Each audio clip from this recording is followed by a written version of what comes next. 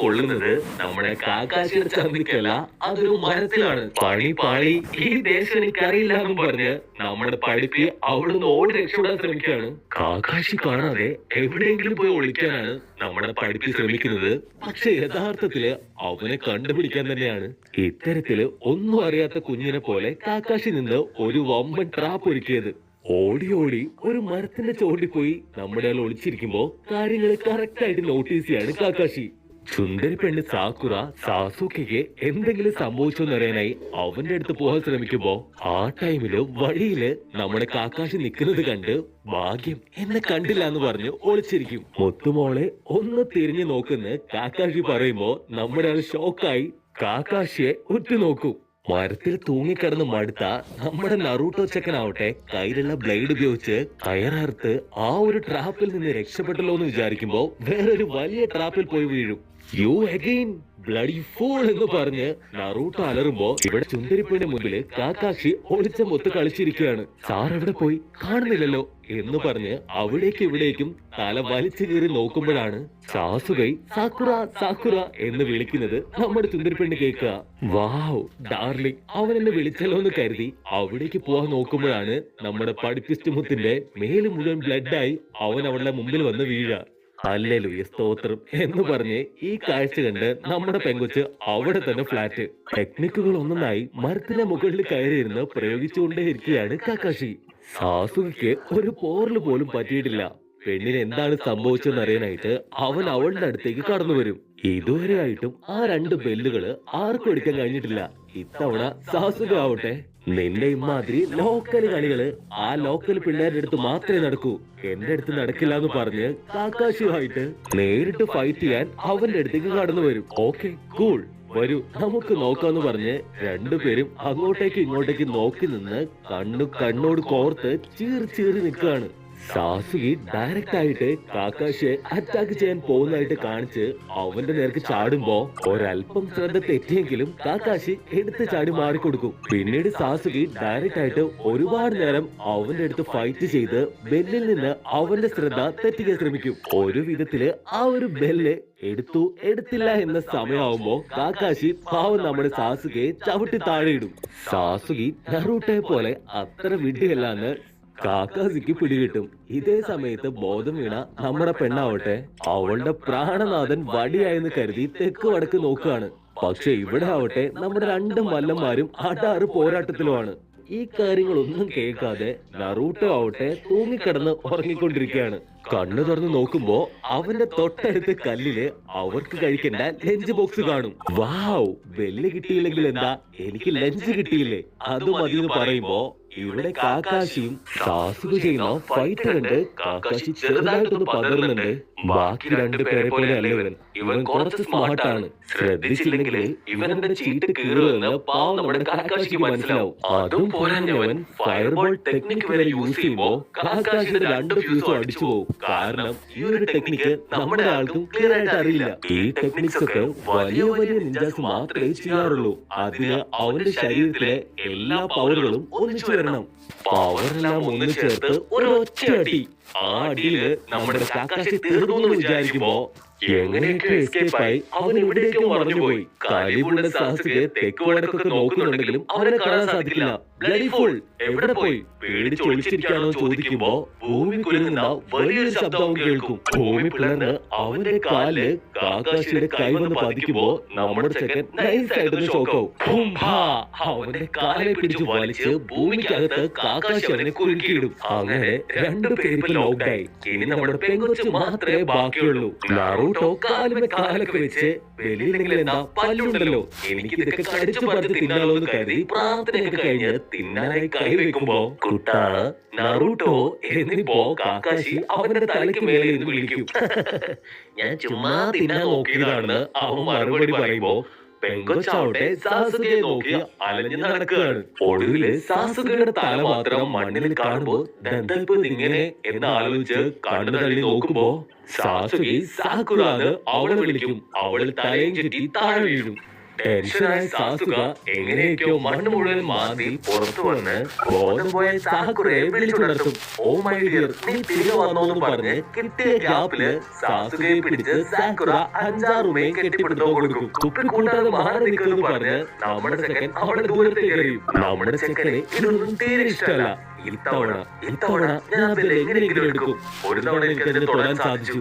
ഇനി അത് എടുക്കാതെ എനിക്ക് ഉറക്കമില്ല എന്ന് പറയുമ്പോ നമ്മുടെ പെങ്കൊച്ച് അവനെ തടയും. പക്ഷേ അവനെ ഇംപ്രസ് ചെയ്യാനായിട്ട് ബെസ്റ്റ് ഓഫ് ലക്ക്, നിനക്ക് സാധിക്കുന്നൊക്കെ പറഞ്ഞ് ഇപ്പൊ നമ്മുടെ പെങ്കൊച്ചാവട്ടെ അവന് കട്ട സപ്പോർട്ട് കൊടുക്കും. അവനെ കൊല്ലാൻ എന്നെ കൊണ്ട് മാത്രമേ കഴിയൂന്ന് ഇപ്പൊ ഒരു അശരീരി കേൾക്കും. അശരീരിയുടെ ഉടമ ആരാണെന്ന് ഇപ്പൊ അറിയാൻ പറ്റില്ല, മുൻപോട്ട് പോകുമ്പോ നമുക്ക് അറിയാൻ സാധിക്കും. സാസുകി ഇപ്പോ വീണ്ടും എങ്ങനെ കാക്കാശിയെ നശിപ്പിക്കാന്ന് ആലോചിച്ചുകൊണ്ടിരിക്കുകയാണ്. എനിക്ക് അവനൊക്കെ കൂടുതൽ പവർ ആവശ്യമാണ്. ഒരു നിമിഷം പോലും വിശ്രമിക്കാതെ ഞാൻ അതിനുവേണ്ടി തീർച്ചയായിട്ടും പരിശ്രമിക്കണമെന്ന് പറഞ്ഞ് അവൻ ഒരുങ്ങുമ്പോ ഇവിടെ നമ്മുടെ പെങ്കൊച്ച് തുടക്കത്തില് നറുട്ടോയെ കൊല്ലണമെന്ന് പറഞ്ഞ കാര്യം ഓർത്ത് വളരെയധികം ഡിപ്രഷൻ അടിച്ച് അവിടെ കുത്തിയിരിക്കും. ദൂരെ നിന്ന് എന്നൊരു സൗണ്ട് കേൾക്കുമ്പോഴാണ് അവർക്ക് അനുവദിച്ച സമയം കഴിഞ്ഞുവെന്ന് അവർ മനസ്സിലാക്കുക.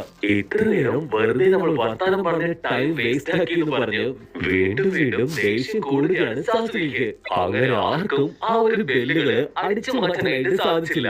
സൂത്രത്തില് ഫുഡ് മാറ്റിയെടുക്കാൻ ശ്രമിച്ച നമ്മുടെ നറൂട്ടോ കുട്ടപ്പനെ അവിടെ കെട്ടിയിട്ട് ബാക്കി രണ്ടുപേരെ നിലത്തിരുത്തിയിട്ട് നമ്മുടെ കാക്കാശി ആവട്ടെ ചില കാര്യങ്ങൾ പറയാൻ തുടങ്ങും. നിങ്ങൾ 3 പേരും ഈ ഒരു ടെസ്റ്റിൽ തോറ്റുപോയി.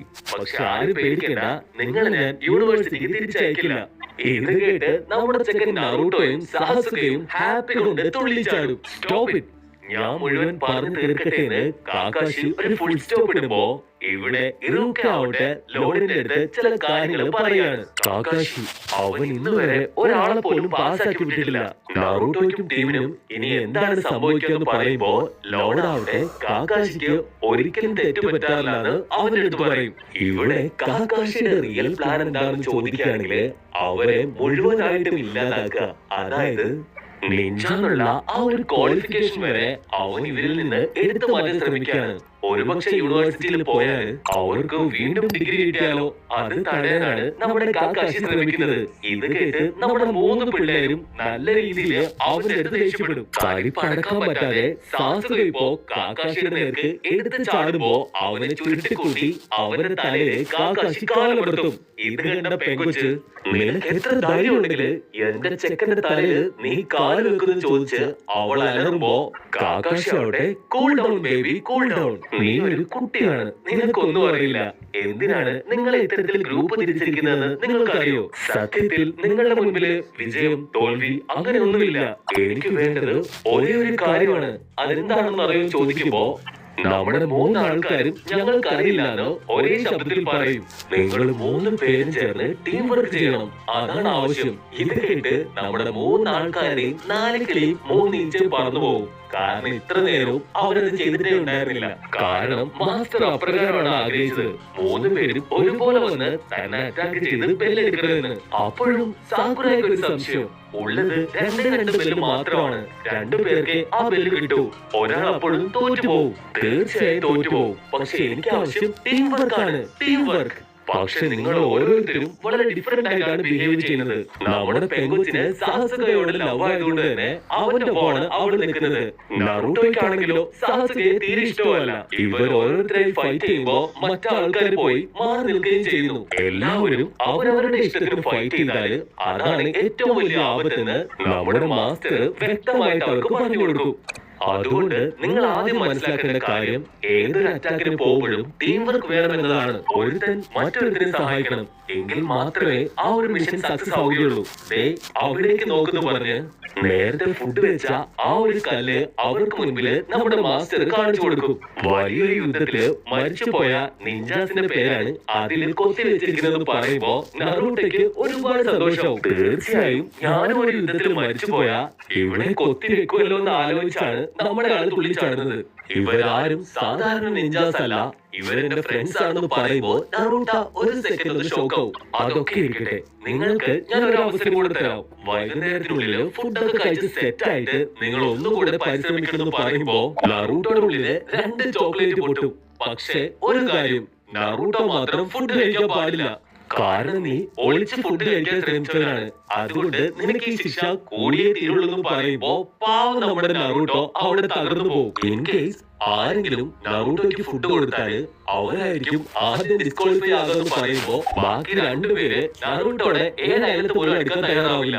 ഇറുക്ക ഒരുപാട് കഷ്ടപ്പെട്ട് ലോഡിന്റെ അടുത്ത് നിന്ന് പെർമിഷൻ വാങ്ങിച്ചിട്ട് കാക്കാഷിയുടെയും ഗ്രൂപ്പിന്റെ അടുത്തേക്ക് പോവാൻ തയ്യാറാവാണ്. ലോഡ് വളരെ സ്ട്രിക്റ്റ് ആയിട്ട് പറയും, കാക്കാഷി എന്ത് തീരുമാനം എടുത്താലും അതിന് നിന്റേതായ ഒരഭിപ്രായം പോലും പറയാൻ പാടില്ല. ഇവിടെ സാസുകയും സാക്കുറയും പാവൻ നറൂട്ടോ കുട്ടനെ നോക്കി ഫുഡ് കഴിച്ചുകൊണ്ടിരിക്കുകയാണ്.